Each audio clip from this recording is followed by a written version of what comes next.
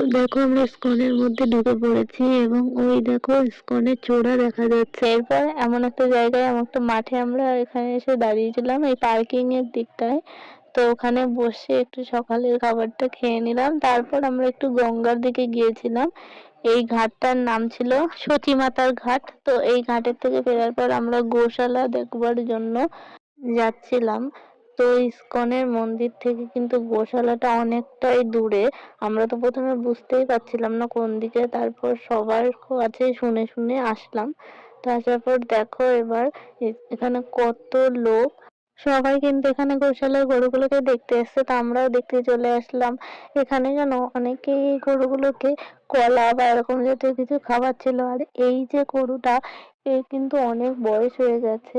আর এতটাই ভালো, এর গায়ে সবাই হাত দিচ্ছিল কিন্তু কিচ্ছু বলছিল না। আর এই যে বাছুরটা দেখো, ও চুপ করে ওখানে শুয়ে আছে। তারপর আমরা টোটোতে উঠে গেলাম।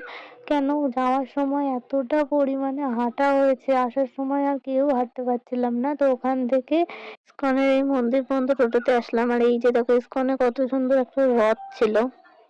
আর এই যে দেখো রাধারানী কত সুন্দর ভাবে বসে আছে। আর ইস্কনের মধ্যে তো ফোন নিয়ে ঢোকা অ্যালাউ না, ওই কারণে ভিডিও করতে পারিনি।